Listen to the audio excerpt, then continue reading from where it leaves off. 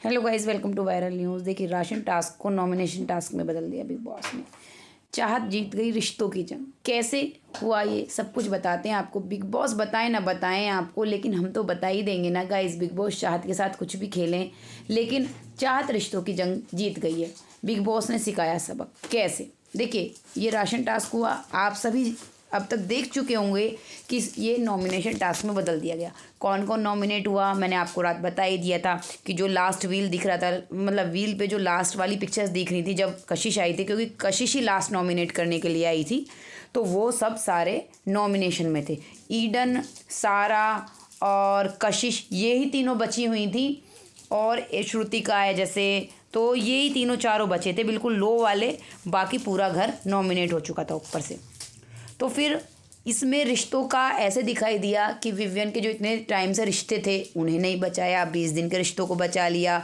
वहीं दूसरी साइड जो ईशा और अविनाश के बीच में था और विवियन उनके साथ था, विवियन ने उन दोनों को नहीं बचाया, उन्होंने विवियन को नहीं बचाया कहीं भी। तो ये रिश्तों की जंग दिखा रहे थे बिग बॉस कि कैसे हैं घर में रिश्ते। जहाँ रजत जो है वो सारा और इसे कशिश को लेके इतने दिन से चल रहा था, इनके लिए इतना कुछ खेला, सब कुछ करा।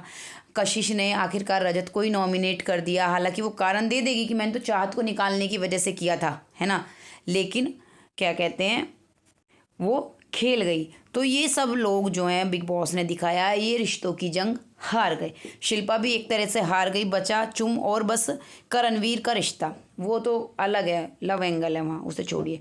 तो ये पूरा घर रिश्तों की जंग में फंस गया।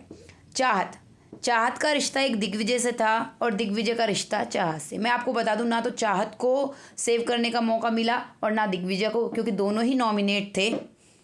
तो जो नॉमिनेट हैं उन्हें सेव करने का मौका नहीं मिलेगा, लेकिन अगर मिलता तो सबको पता है, जैसे चाहत कल दिग्विजय के लिए खेली थी, वो दिग्विजय को ही सेव करती, दिग्विजय को मौका मिलता। अगर मैं कह रही हूँ आपको, चुम और वो भी होते ना सामने करण, वो चाहत को ही सेव करता।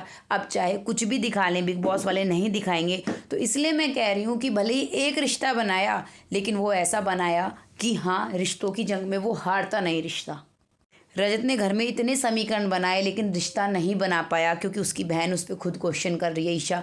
वो अपनी बहन की कभी प्रायोरिटी था ही नहीं। जो प्रायोरिटी प्रायोरिटी हर टाइम गाता रहता है, वो किसकी प्रायोरिटी है बताइए।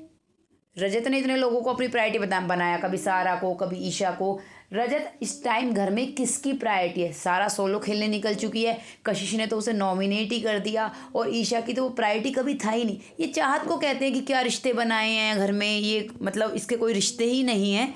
आप अपने रिश्ते देखे भाई, कम से कम उसने एक रिश्ता बनाया और उसी की मतलब होता है ना, रिश्तों की जंग में वो जीत गई। अभी फाइनली मैं आपको बता दूं, बिग बॉस भी खेल गए, कोई मतलब इनमें पूरा घर नॉमिनेट हो गया है। जी हाँ, पूरा घर नॉमिनेशन में डाल दिया है बिग बॉस ने, क्योंकि श्रुतिका को सबक सिखाया गया है कि आपने ऐसे ऐसे नॉमिनेशन में खेला है, और बल्कि पूरे घर वालों को, कि बस वो तो रिश्तों रिश्तों की पोल खोलना चाहते थे बिग बॉस।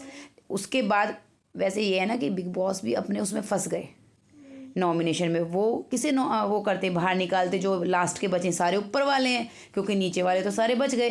तो पूरा घर नॉमिनेट करवा दिया है बिग बॉस ने श्रुतिका से कि या तो राशन ले लो या फिर पूरा घर नॉमिनेट करो, मतलब एक ही चीज़ ले सकते हो। तो उसने पूरा घर नॉमिनेट कर दिया है और राशन ले लिया है घर वालों के लिए। चलिए गाइस, अच्छा लगा, चाहत जीत गई रिश्तों की जंग।